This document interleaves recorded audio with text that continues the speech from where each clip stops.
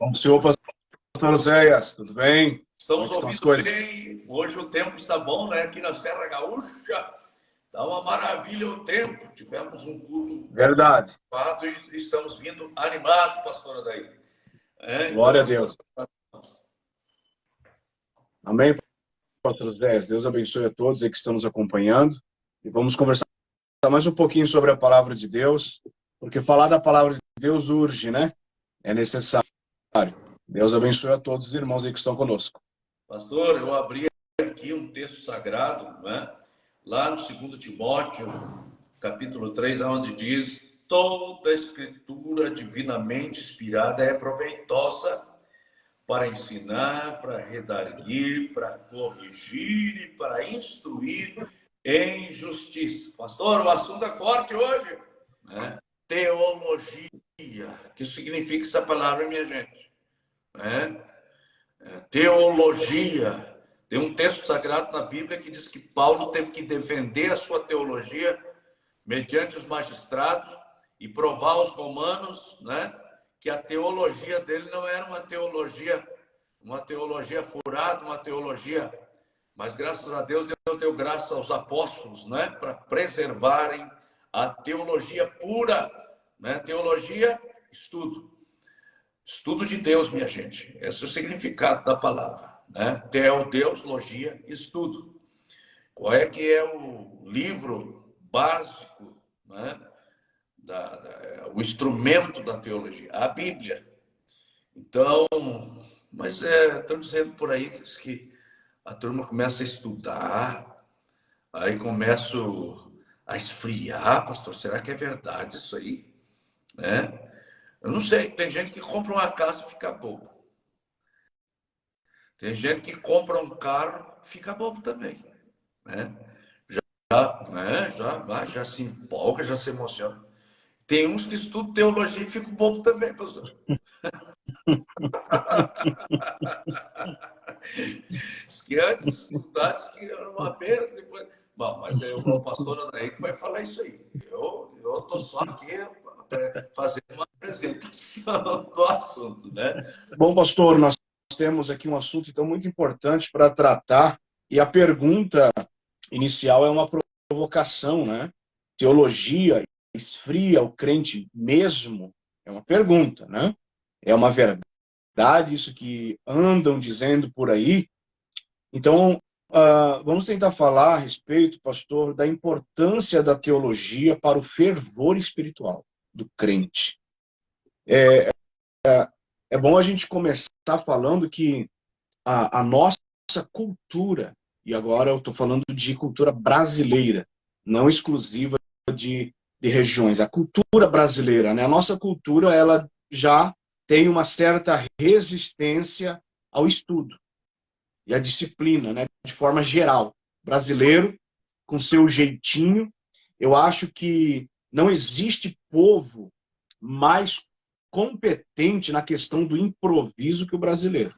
O brasileiro, para começar a falar e começar a costurar qualquer assunto, ele é bom. E isso serviu, infelizmente, também, né, essa capacidade de improviso e de jeitinho, infelizmente, também serviu para que pregadores também usassem desse tipo de facilidade para cumprir de determinado modo o seu ministério.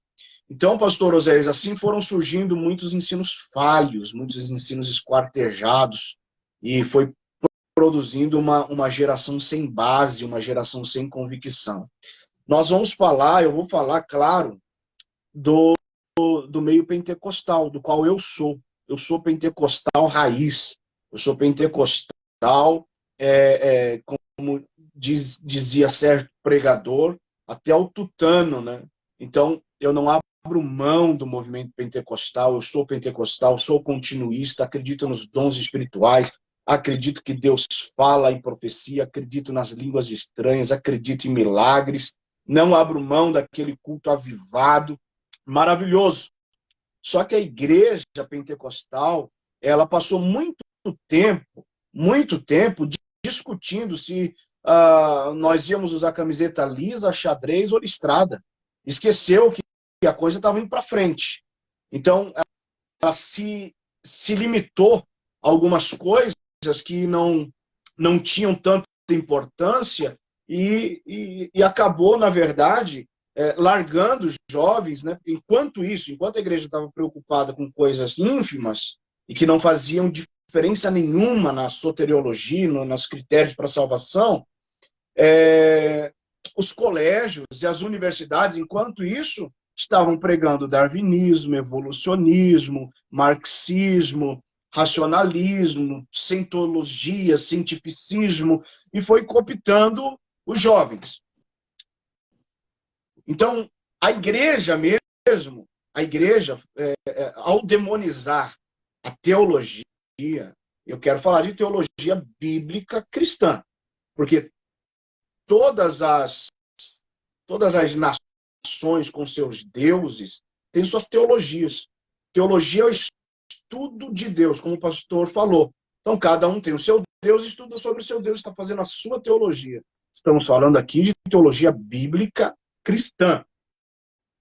Então, ao se demonizar isso, muitos pastores, no decorrer dos anos, entregaram muitos jovens aos acadêmicos seculares, que, por sua vez, não perderam as suas oportunidades e abraçou esses jovens em seus templos seculares. E agora se pergunta, por que os jovens vão para a faculdade e se perdem? Por que o jovem cristão entra na universidade e se perde? Por causa do fraco ensino bíblico. Porque a igreja, por muito tempo, demonizou os estudos sistemáticos, o estudo bíblico da palavra de Deus, sendo em forma de uma teologia organizada ou não, uma escola bíblica, um estudo bíblico. Muito tempo se fechou as portas da igreja com um culto chamado de doutrina para falar de usos e costumes. Não que não fosse necessário, não que não é um assunto necessário, não que a igreja não tenha que ter a diferença em todos os aspectos do mundo. Tem que ser diferente. Mas eu digo que se priorizou muito uma coisa e se negligenciou outra, né? Então, desse modo, pastor Osés, a cultura do improviso nos levou à falta de um conhecimento muito grande. E a Bíblia diz que a falta do conhecimento leva ao perecimento. Não é? O meu povo pereceu porque lhes faltou o conhecimento. O texto bíblico, um dos textos bíblicos preferidos dos pentecostais por muitos anos, foi aquele, né? Abre a tua boca que eu te encherei. Usava no sentido de que você não precisa estudar, você não precisa pesquisar, você vai abrir a Bíblia no púlpito, você vai abrir a boca e Deus vai te encher. Né? Esse texto está no Salmo 81:10, e as pessoas que sempre usaram isso nunca se deram conta que, na verdade, o contexto fala exatamente o contrário do que eles sempre defenderam. Está falando de uma postura que o povo de Deus não deu ouvidos à sua voz e viveu conforme seus próprios deleites. E mais importante do que ler, muitas vezes a Bíblia diz que é nosso dever meditar nas Escrituras. Mais do que ler, a Bíblia nos diz que devemos meditar nas Escrituras, né? Porque se o conceito de teologia é o estudo de Deus, aí as pessoas dizem, mas é muita presunção humana querer estudar Deus. Esse negócio de estudar Deus é coisa humana, é arrogância humana. Não, não. Nós temos que entender que há três tipos, há três formas que Deus se revela, que a própria Bíblia diz. Deus se revela na natureza, Deus se revela na consciência humana e Deus se revela na palavra. A questão é que a teologia pegou um desses três elementos para estudar sobre Deus que se revelou. Nós estudamos o que Deus revelou. Nós não estamos na teologia procurando coisas que não existem. Então, desses três elementos, a teologia estuda Deus na palavra, naquilo que está escrito. Então, não tem como estudar Deus naquilo que ele não se revelou. Aí seria especulação. Aí estaria fora realmente dos propósitos. Então, por se ter, por tanto tempo, se demonizado a teologia pela própria igreja, a tendência, qual é a tendência atual? O que nós estamos vendo hoje? Hoje nós estamos vendo que as doutrinas que tratam do homem, psicologia, sociologia, filosofia, antropologia, essas doutrinas são mais populares do que a teologia.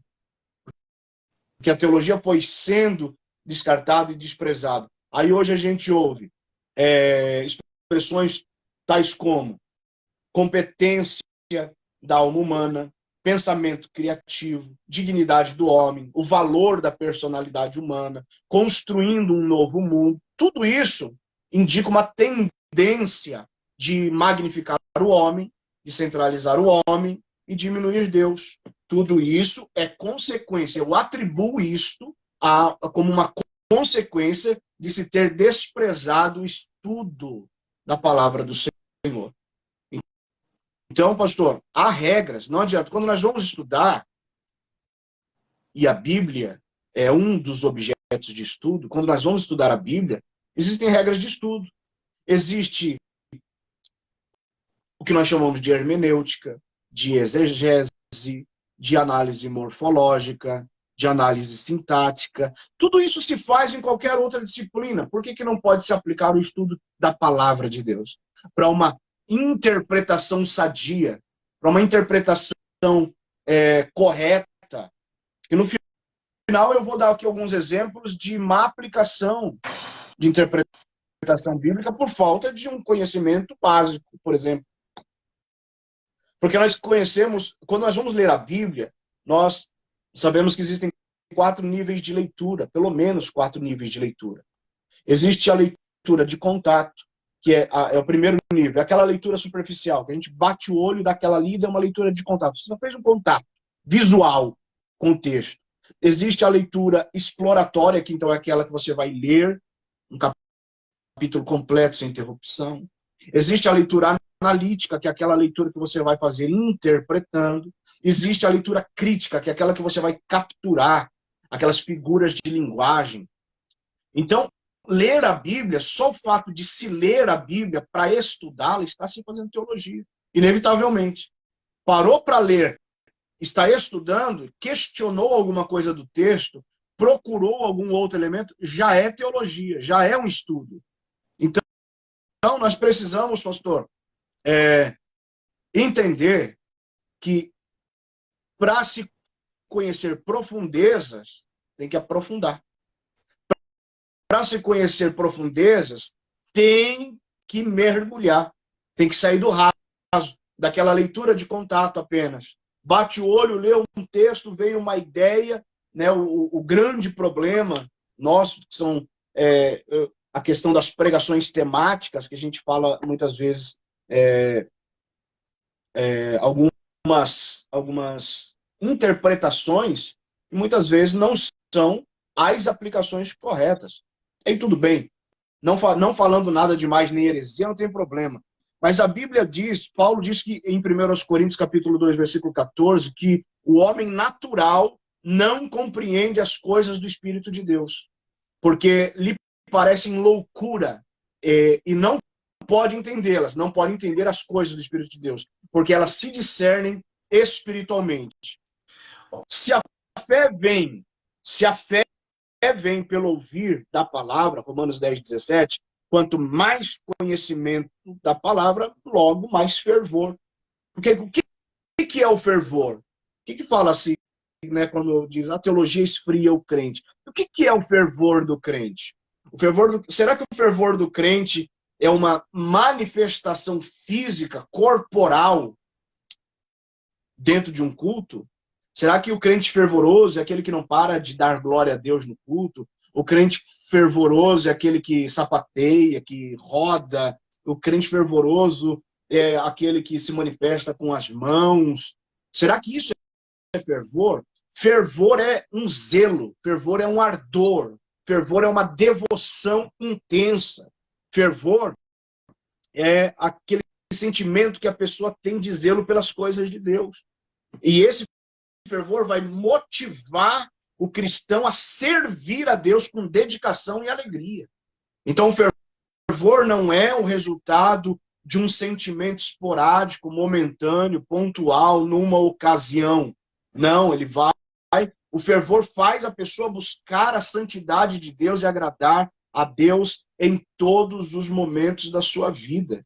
Isso é fervor, né? Então, falar de elementos estéticos, por exemplo, vamos falar da grande diferença pentecostal em um culto, que é a nossa ênfase em falar com mais força, nós gritamos, nós bradamos no culto, isso é bom, isso é saudável, porque nós, de certa forma, também extravasamos, nós falamos com Deus em alta voz, isso é bom, isso é sadio.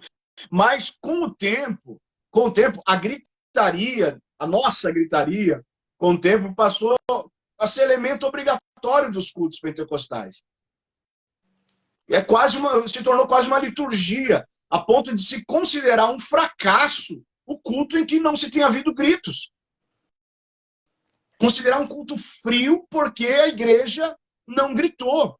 O silêncio não é sinônimo de frieza ou de falta de entendimento. O silêncio é sinônimo de observação, de reflexão. Nem sempre é possível se compreender de imediato, por exemplo, uma assertiva dita pelo pregador. Porque quando nós respondemos com glórias a Deus e aleluia, significa que nós entendemos e concordamos, né? Então, para a gente reagir, ele precisa entender. A reação ou a resposta que nós damos, ela deve ser racional. Ela não pode ser emotiva, né? Então, aí, porém, os pregadores pentecostais adotaram essas normas que, se no término das suas falas rompantes, de suas frases de efeito, ninguém as aceitar com brados de glória, de aleluia, para eles esta reação significa que o auditório não entendeu. Né? Aí eles dizem, inclusive, que vão repetir o que disseram, como se a única forma de dizer entendi, eu concordo, é com um grito, dado após o grito do próprio pregador. Então, isso, de certa forma, se tornou nocivo. É verdade, pastor. E dizia um grande pensador e um grande pregador, dizia que o mesmo Deus do barulho é o Deus do silêncio.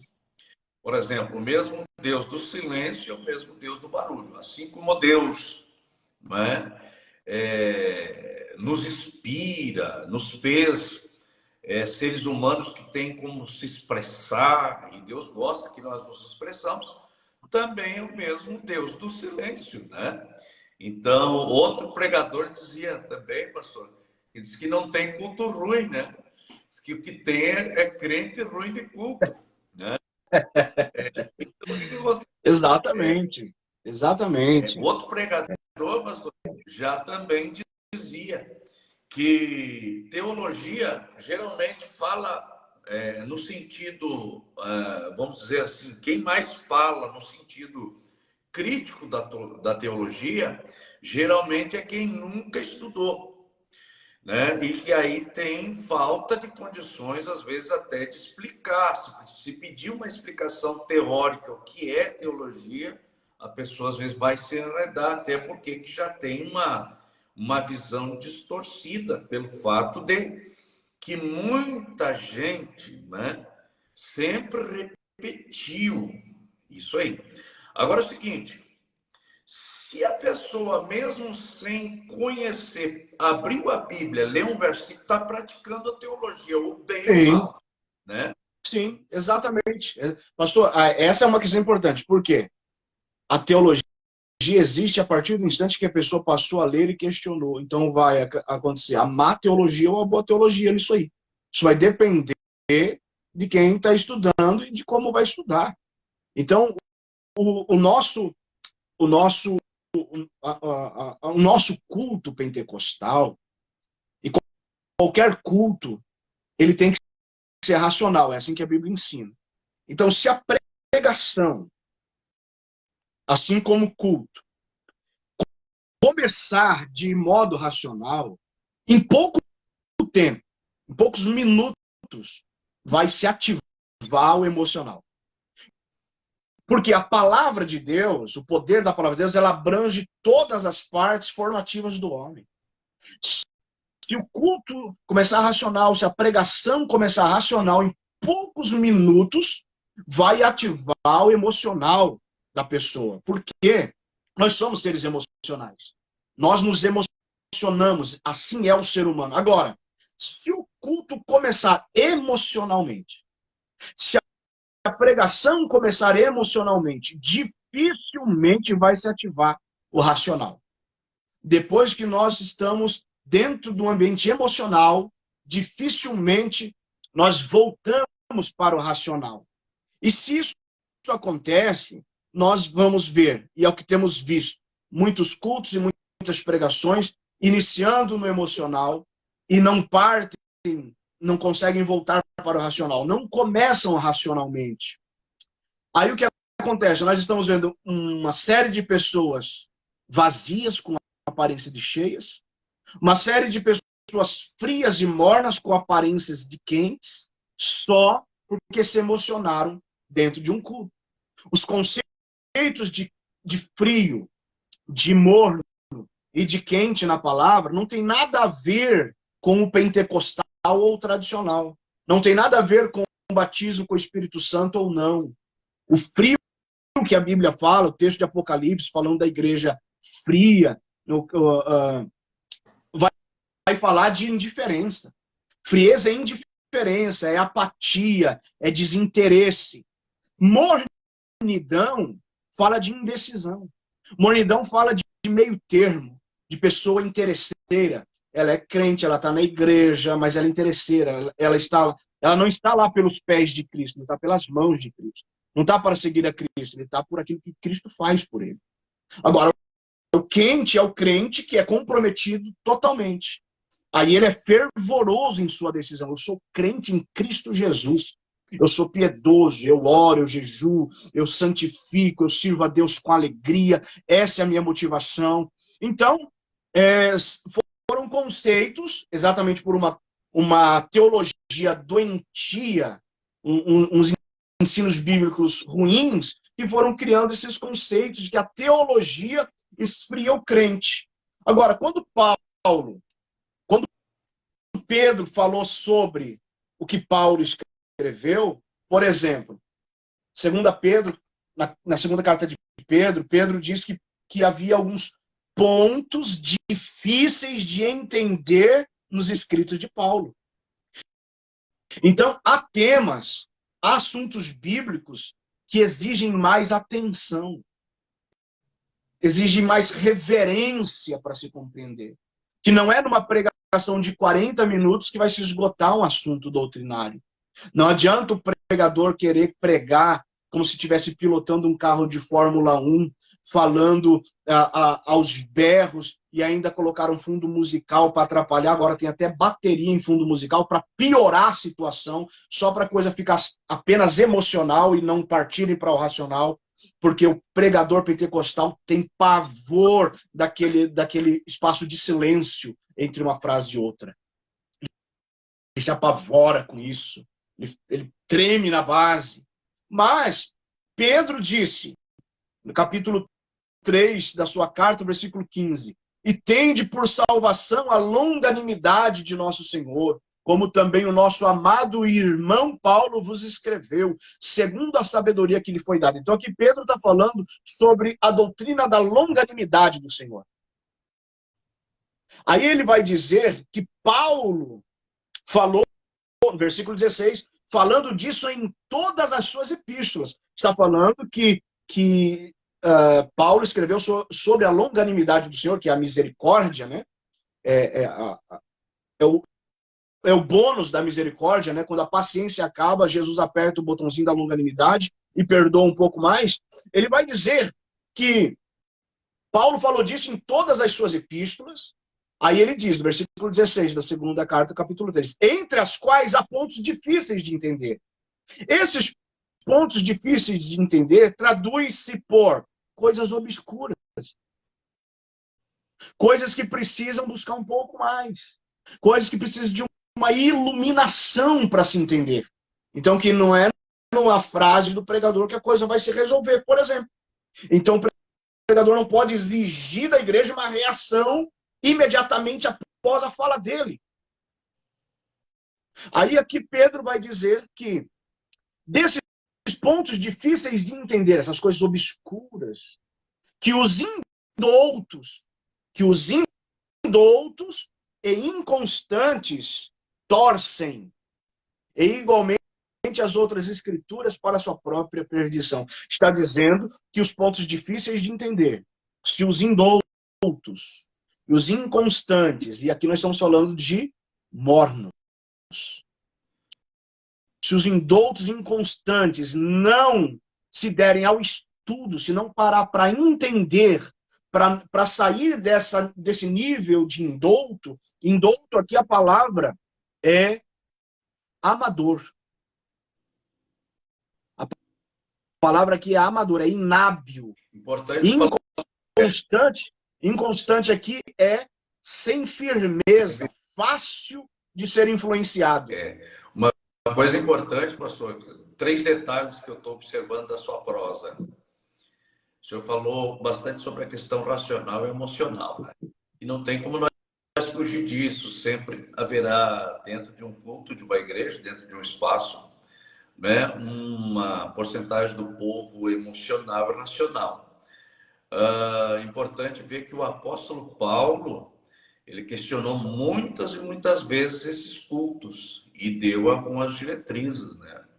Inclusive, tem muita gente que não gosta e quase não vejo pregar aqueles ensinamentos que o apóstolo Paulo deu, que se nós só falar em línguas estranhas ou muito emotivos apenas, os que são ímpios chegarão dentro de um culto e não vão acompanhar o raciocínio.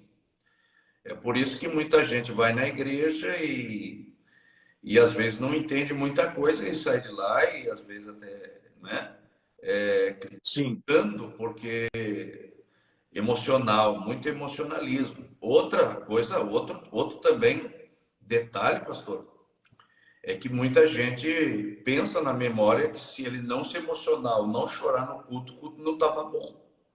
Quer dizer, o culto não teve um efeito emotivo a ponto de motivar a pessoa, né? Porque é tão bom chorar, né? Escute, tem alguém aí que diz que o choro é o respiro da alma. Então, quer dizer que se a pessoa chorar, ele pode até se sentir mais leve, psicologicamente e emocionalmente. Mas a verdade é que Paulo alertou, se nós não formos racional, né? E agora o pastor trouxe esses dois assuntos, tanto com o consentimento de Paulo e de Pedro. Porque sempre houve essa divisão na igreja. Uns, eu sou de Paulo, eu sou de Pedro. Pedro era muito emotivo. Apolo, né, que foi um grande pregador também da época, foi mais emotivo que Pedro ainda. Agora, Paulo, né? Eu não sei se o senhor já deu uma olhada na biografia de Paulo, é até de dar risada, né? Muita gente não gostava de Paulo, porque Paulo, além de ser muito racional, diz que Paulo era baixinho, diz que era careca, né? E diz que Paulo era vesgo, né? Não sei se o senhor já viu isso aí, será que é verdade? Né? Diz que Paulo tinha um problema. E diz que Paulo fazia o povo dormir. Quer dizer, então eu já observo aí que tem muita coisa a ver com o que o senhor está falando aí. Diz que Paulo uma vez começou num sermão diz que não estava muito emotivo e a turma não estava muito empolgada. Diz que o Eutio, diz que um guri dormiu na soleira da janela, pastor. Diz que começou lá, pegou no sono e descambou de lá para baixo. Diz que deu um estouro lá embaixo. Eu só imagino o escândalo que houve na igreja. Eu acho que deu uma corrimaça de gente, né? Os familiares lá juntando. E, então, não tem como fugir desse assunto que o senhor está falando aí. Mas nós percebemos que os dois apóstolos, eles entram, né, em conformidade. E outra, tem gente que diz que não é muito a favor do estudo, porque Pedro era analfabeto. Mas a Bíblia não diz que Pedro era analfabeto, né? Nós percebemos que Pedro era indouto, então, quem sabe Pedro tinha aí sua quinta série, sua sexta série, né? Sua terceira série, né? Do primeiro grau, ali não tinha um grau completo. Mas uma coisa importantíssima que nós não podemos esquecer, pastor, o senhor já citou aí em outras palavras, o senhor é muito chique para falar, né? O senhor citou aí uma coisa que nós não podemos esquecer.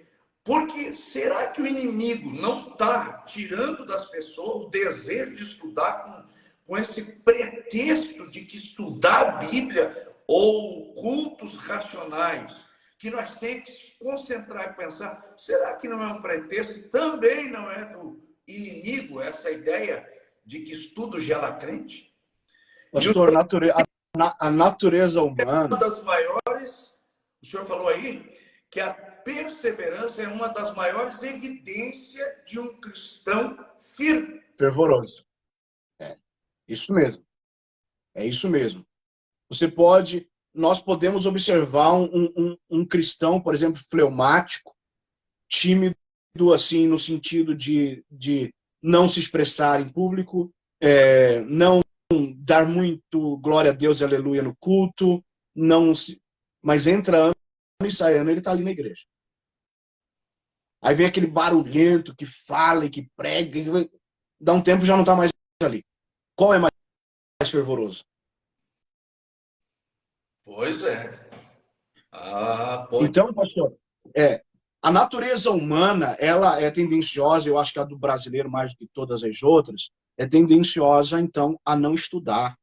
E hoje, com o vício em distração, nós não estamos querendo silêncio. Eu, particularmente, gosto do silêncio. Mas o ser humano não. Basicamente, o ser humano está sempre ouvindo alguma coisa. Mesmo que não esteja prestando atenção, tem que ter algum ruído para ele se distrair, porque ele tem medo de pensar, ele tem medo de raciocinar.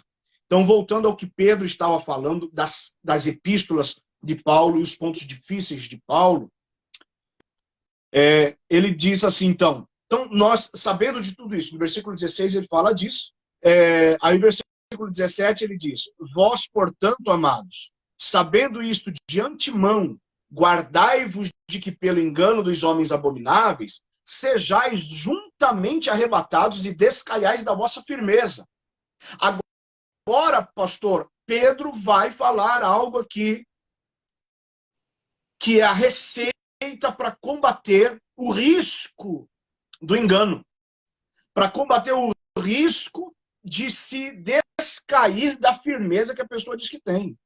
Já que sabemos que isso existe, qual é a receita para que isso não aconteça? Versículo 18 ele diz, se antecipem, já que sabem disso, que tem pontos difíceis de entender e que tem pessoas que pegam esses pontos difíceis e deturpam com o objetivo de enganar, então se antecipem e cresçam na graça e no conhecimento. O que Pedro está dizendo para fazer? Cresçam na graça, desfrutem da longanimidade do Senhor, aproveitem isso e vão estudar. Pastor, vão estudar os pontos difíceis, vão estudar os pontos obscuros para vocês não serem enganados e não venham correr o risco de descair, ou seja, de cair dessa firmeza que vocês dizem que tem. Está dizendo, então, estudar é a receita para o crente se manter firme e fervoroso na casa do Senhor. Eu estava meditando ali nesse texto que o senhor falou, e aí Pedro ainda usa uma palavrinha, né? Antes crescei. Sim. Antes do quê, né? Vamos fazer um raciocínio. Antes do quê? Antes de inventar uma heresia, antes de cair na heresia dos outros, antes de querer ensinar sem aprender nada, antes de querer, não é? Então, De Pedro foi fato, a de palavrinha. fato. Antes disso acontecer, vamos para a escola bíblica. Antes disso acontecer, coloca uma teologia básica na tua igreja. Vão estudar a respeito, vão pesquisar.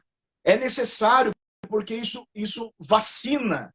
Estudo bíblico é prevenção. É melhor prevenir do que deixar de qualquer forma e vir a doença e ter que remediar. Então, crescer na graça e no conhecimento é indispensável para uma vida espiritual saudável. E como crescer no conhecimento sem estudar? E se estamos falando de teologia, que é o estudo de Deus, como crescer no conhecimento de Deus sem estudar sobre Deus no que está revelado na Bíblia? Então, estudar a Bíblia é teologia. Aí entra voltamos àquela situação. Porém, há bons e maus teólogos. Agora, eu separei uma frase aqui para ler, pastor, porque ela é muito forte, do pastor Claude Duval Cole. Ele fala algo aqui que é tremendo. Qualquer homem que censure a doutrina, qualquer homem que censure a doutrina, eu quero frisar aqui, doutrina significa ensino. Doutrina significa ensino. Qualquer homem que censure a doutrina como inútil ou desinteressante não poderá ser qualificado para tratar os ensinos da Bíblia. Uma pessoa que fala das doutrinas solenes com tom de escárnio desqualifica-se imediatamente como professor das Escrituras. Aquele que põe as Escrituras no plano da razão humana e as torce aos desejos de sua própria razão, não merece lugar nos púlpitos cristãos. Então é simples assim. Censurou a doutrina, o ensino, o estudo da palavra, está desqualificado. Não poderia estar falando num púlpito. Temos pena de quem para ouvir. A Bíblia diz, por exemplo, Paulo disse a Timóteo, capítulo 2, versículo 15, da segunda carta, da última carta que Paulo escreve em vida, ele diz assim, procura apresentar-te a Deus aprovado como obreiro que não tem do que se envergonhar e que maneja bem a palavra da verdade. Que maneja bem, do verbo ortotomeu, significa cortar direito, dividir corretamente, lidar com precisão, sem margem de erro. Manejar bem a palavra da verdade. Eu peguei, pastor, eu fui lembrando de algumas aplicações equivocadas que se faz geralmente, de versículos simples, só para a gente ter assim como exemplo, porque eu sei que a gente já está caminhando para o final, textos mal interpretados. Por exemplo, João capítulo 10, versículo 10. Nós usamos esse versículo para falar que o diabo veio para matar, roubar e destruir. Só que a gente sabe. A gente pode aplicar isso? Sim, podemos. Mas é o que o texto diz? Não, não é. O que o texto diz? Jesus está falando nesse capítulo, e Jesus diz que o ladrão do versículo 10, capítulo 10 de João, não é o diabo. O ladrão são os maus pastores. Então, a boa hermenêutica diz para mim que os maus líderes das igrejas é que são ladrões. É isso. Não o diabo. Mas eu posso dizer que o diabo também, porque ele também é ladrão. Ele também rouba, ele também mata, ele também... Mas não está falando dele. Então é isso que a teologia faz. Me ensina isso, simples assim. Segundo aos Coríntios, capítulo 3, versículo 6, aí quem defende a não teologia na igreja diz assim, mas a Bíblia diz que a letra mata. Esse é outro texto que é muito... e a turma prega muito e fala muito. Porque leu só essa parte, não leu nem o versículo inteiro. Não leu nem o versículo inteiro, só leu essa parte do versículo, esquartejou a palavra. Não é? Então, o que nós aprendemos? Que uma boa interpretação, ela recorre, em primeiro lugar, ao contexto imediato, ou seja, aquilo que está escrito imediatamente antes e após o texto que você está lendo, e o contexto remoto, aquilo que vai dizer o mesmo assunto em outro livro, de outro autor, em outro tempo, em outra época, dentro da palavra de Deus. Para a gente chegar a uma interpretação. E nós vamos ver com simplicidade de observação, não na leitura de contato, mas uma leitura crítica, exploratória, que a lei ali, a letra ali é a lei do Antigo Testamento. Não é a letra no que se refere ao estudo. Como, mas Pedro era, como o senhor falou, Pedro era analfabeto. Não, ele era iletrado. É diferente.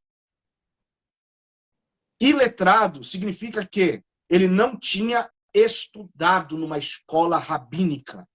Só tinha escolaridade naquela época os ricos. Paulo era estudado. Os demais apóstolos, não.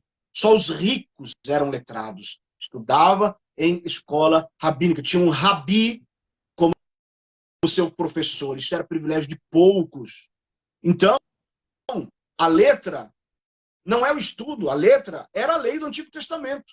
Então, o que está matando não é a letra, o estudo. O que está matando essas pessoas é a falta do conhecimento. Porque, como eu disse, a Bíblia diz no capítulo, no livro de Oséias, que a falta do conhecimento leva ao perecimento. Outro texto, pastor, Mateus 6,33, diz que nós buscamos a Deus, o seu reino e a sua justiça, né? Aí, geralmente se diz assim, olha, nós temos que buscar em primeiro lugar o reino de Deus e a sua justiça, e as demais coisas vão ser acrescentadas. Ou ainda diz assim, olha, nós vamos buscar o reino de Deus e a sua justiça, e todas as coisas vão ser acrescentadas. Não é isso que o texto diz. O texto diz assim, buscai primeiro o reino de Deus e a sua justiça, e todas essas coisas vos serão acrescentadas. Ao que Jesus estava se referindo quando ele diz essas coisas? Não todas as coisas, e não as demais coisas. É todas essas coisas. Essas coisas, né, é um pronome demonstrativo que vai indicar o tempo passado. Essas, é tempo passado, essas. Aquilo que Jesus acabou de falar. O pai conhece que você precisa comer, o pai conhece que você precisa vestir, o pai conhece as suas necessidades básicas. Então, se você não anda solícito como o mundo anda, você servindo a Deus, buscando em primeiro lugar o reino dele e a sua justiça, essas coisas que o mundo se preocupa, Deus vai prover. Então, são só exemplos, pastor, para a gente ver que uma simples observação. Mateus, capítulo 25, versículo 1 ao 13, fala da parábola das 10 virgens. Uma simples observação nos dá o verdadeiro entendimento. Ali, fala das 10 virgens, então as virgens prudentes não se refere à igreja que vai subir. As virgens loucas não se refere à igreja que vai ficar, o crente que vai ficar. Não. Ali está falando, está comparando o reino do céu. O reino do céu é o reino de Jesus implantado no milênio, né? Bom, isso é outro assunto, é escatologia. Mas isso significa que é um detalhe simples para a gente interpretar. O noivo, ele era acompanhado dos seus amigos, a noiva era acompanhada das suas amigas, que eram as virgens. As virgens acompanhavam a noiva. O noivo ali não casou com 5 virgens prudentes, o noivo ia casar com a noiva. As virgens acompanhavam a noiva para a cerimônia, toda aquela, né, situação. Então está falando o contexto, e a interpretação correta é o Israel que aceitou e o Israel que rejeitou. O Messias, Jesus como Messias. O Israel que crucificou, e agora o Israel messiânico, que está esperando a volta dele, que quer entrar no reino do céu quando na instauração do milênio. Tudo bem. Então é assim. Mas eu posso aplicar que se nós não estivermos preparados com azeite, com as vestes brancas, a gente corre risco? Sim, sim, não está errado. Tudo bem. O crente tem que santificar, tem que seguir o exemplo. É um exemplo moral. A gente tem que seguir o exemplo moral da Bíblia. Mas não é a aplicação do texto, a interpretação do texto, é uma aplicação. É diferente. Então, são só alguns exemplos. Pastor, eu concluo, e eu vou deixar o senhor com a palavra, eu concluo dizendo assim, olha, a falta de boas escolas bíblicas, falta de boas escolas teológicas nas igrejas, é a causa de muitos jovens se desviarem ao ingressarem nas faculdades. Quando eles se deparam, quando o jovem entra na faculdade, se depara com ideologia humanista, ateísta, marxista, evolucionista, não conseguem refutá-las e acabam por abraçá-las, ou serem abraçados por elas. Por isso, nós não vemos acadêmicos nas igrejas pentecostais. Não vemos muitos médicos, nós não vemos muitos engenheiros, nós não vemos muitos advogados nas igrejas, principalmente no meio pentecostal. Por quê? Por quê? Por dois motivos. Porque essas pessoas que se formam academicamente, quando elas vêm para um ambiente cuja hermenêutica é doentia e fraca, eles não permanecem. Não adianta. Quando eles chegam num lugar em que a pessoa não sabe que o aio, que a Bíblia diz não é tempero, é uma pessoa, eles não ficam num ambiente desse. Em segundo lugar, os jovens cristãos, quando eles entram nas universidades, quando se formam, eles já não professam mais a sua fé. E não voltam à igreja quando concluem a faculdade. Então, por isso a gente não vê gente que se forma na faculdade sem ser cristão, vem para a igreja, não fica. O jovem que sai da igreja, vai para a universidade, não volta para a igreja. Então, a teologia, ela prepara as gerações para o fervor espiritual, para a perseverança na palavra. O pastor Jamierson de Oliveira, do Seminário Batista Livre, ele diz que a teologia verdadeira humilha o crente. A teologia verdadeira nos faz dobrar os joelhos diante de Deus. Né? Então, desse modo, a resposta para a pergunta inicial, a pergunta provocativa, a teologia esfria o crente mesmo? A resposta é não. Um gritante não. Né? Porque se alguém disser que a teologia lhe esfriou, essa pessoa precisa desconfiar do fogo que tinha, e não da teologia bíblica. E eu encerro dizendo a frase de Chesterton, que diz que a teologia é a parte da religião que exige um cérebro. É verdade. São verdades, pastor, que tem que ter coragem para falar e não pode ter medo de falar, né? Mas são verdades. O esfriamento, o amor que nós estamos vendo aí, minha gente, se pode analisar, né? A turma não desenvolve aquele desejo em estudar, em conhecer a palavra ou estudar o texto, né? Então, quando se faz um curso formal na igreja, que as pessoas vão tirar tempo, vão tirar investimento para comprar os material, né? Então, eles vão começar a estudar algumas matérias. Inclusive, é o seguinte, é tão verdade essa verdade que quase não é expressada, que eu uso dizer, pastor, até os profetas. Quando se estuda uma matéria em teologia que nós estudamos, profetas maiores, profetas menores, nós vamos ver aqui profetas de Deus, profeta do garrão rachado, que não tiveram condições de estar numa escola rabínica e nem numa faculdade, mas que tiveram condições de escrever um livro. É bem verdade que o senhor escreveu um livro, mas eu tenho aqui uns rabiscos aqui e ainda não tive coragem de lançar. O profeta do garrão rachado, acho que todo mundo conhece o profeta. Quem não conhece o profeta Amós, profeta Abacuque? Né? Essa gente que não tiveram oportunidade, que vivia na roça, o boiadeiro, escreveu um livro. E eu que sou sabido, pastor, não escrevi nenhum livro ainda. Então, note que a inspiração desses homens... Não, pastor, mas o apóstolo iletrado escreveu 3 cartas. Escreveu 2 cartas. O apóstolo iletrado, analfabeto, escreveu 2 cartas. analfabeto, o Pedro, o Pedrinho, o apóstolo Pedrinho, o Pedro escreveu todas essas cartas. Não, e o profeta, aquele que é os boiadeiros, né? Escrever. Então tem alguma coisa errada. Eu já estou pensando aqui com os botões que tem alguma coisa errada. O negócio é nós parar de ser apologista, querer defender a ideia que estudo gela. Sabe, pastor, eu tive analisando profundamente os obreiros e os crentes da nossa igreja, do nosso ministério. Não vamos falar dos outros, vamos falar só do nosso, que nós conhecemos. Sim.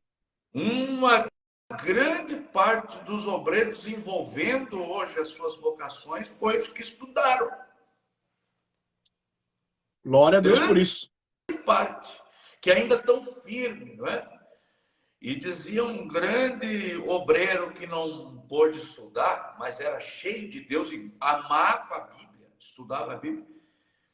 Ele falando na sua expressão, ele dizia que, né, o poder de Deus vem por duas coisas: por oração e estudo da palavra. O crente que estuda bastante a palavra, ele começa a sentir vontade de orar. E daí ele vai orar. Ele começa a orar, Amém. começa a ter vontade de ler a palavra, né?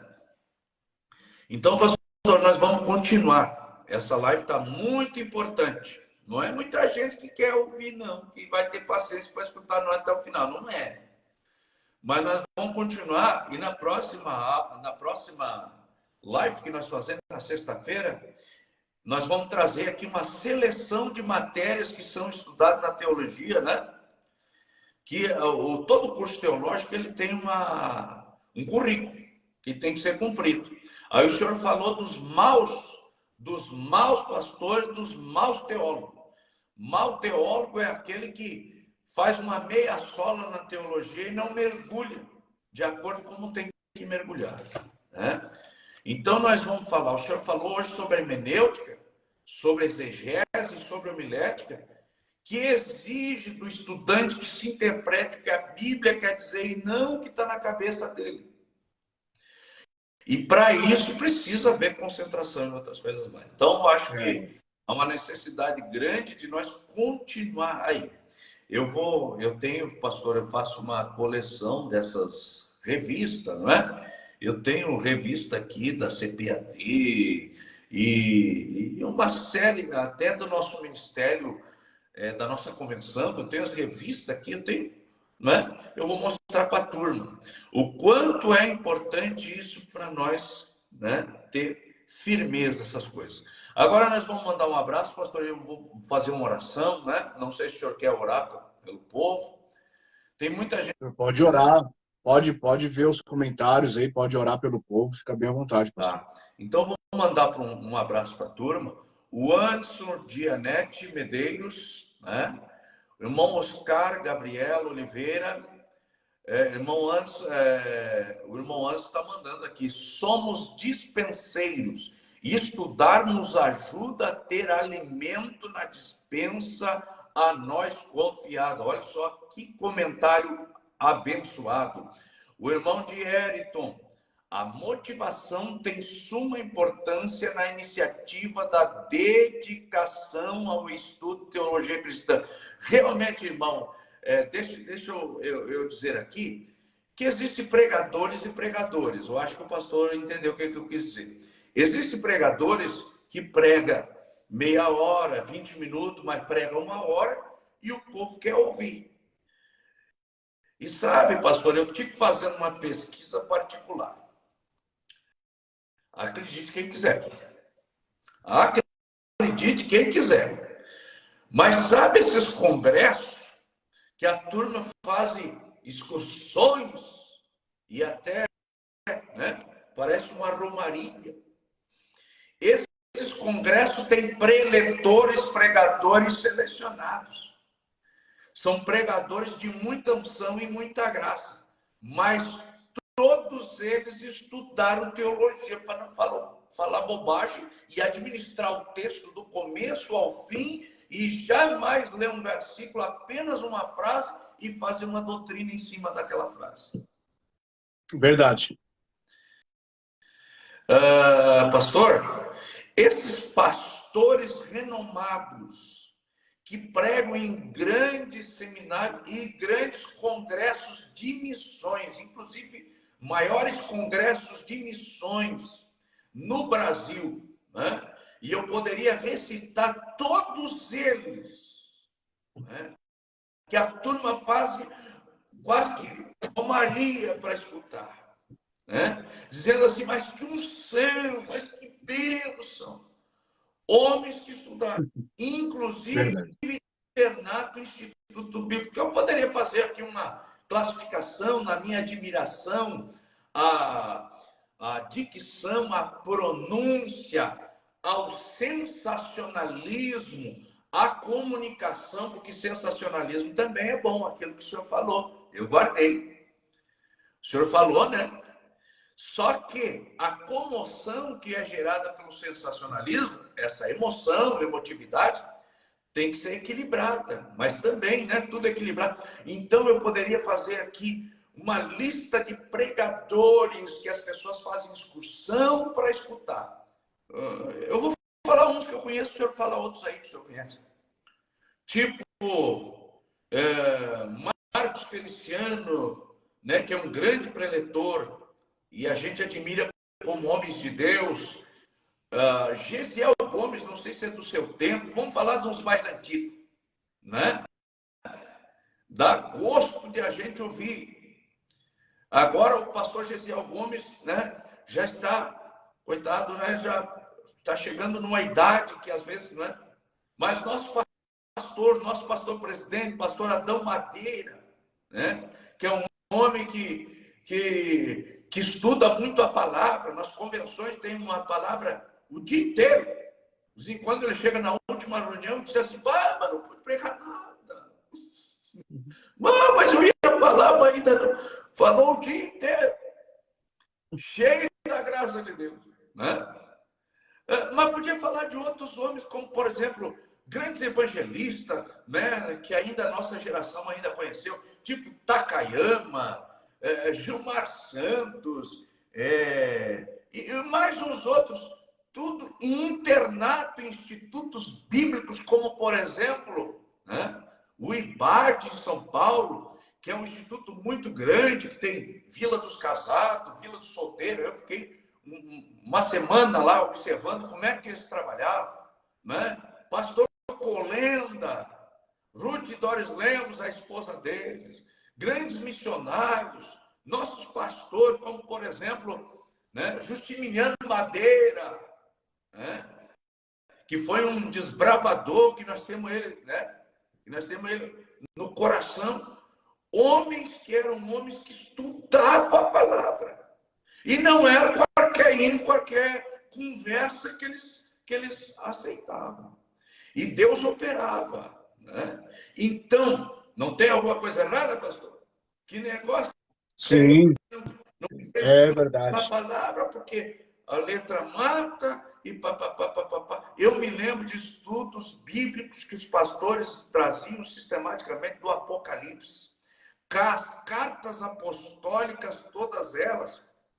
Quando terminavam um mês de estudar toda terça-feira aquela carta, já agora nós vamos para outra. E Deus operava, Deus batizava com o Espírito Santo. Eu me lembro, eu fui batizado com o Espírito Santo, pastor, quando era guri, num culto de oração, estudo da palavra, aquele culto que o senhor está falando aí. Não era muito emotivo, mas eu me lembro um dia que nós estávamos orando, aquela oração normal, e de repente houve um derramamento do Espírito Santo, né? Um culto de estudo da palavra. Então, tem alguma coisa que nós precisamos acertar nos nossos dias de hoje. O amor se esfriando, gentarada que não quer estudar a palavra, não gosta de escola dominical, não gosta de curso teológico. Deus, isso aí vai gerar tudo povo. Né? Então, minha gente, eu acredito que nós temos que buscar a graça de Deus E vamos ficar com essa palavra que o pastor Odair nos trouxe. Muito abençoado. Eu fico admirado com esse fogo que se apaga com o estudo bíblico. Que fogo é esse?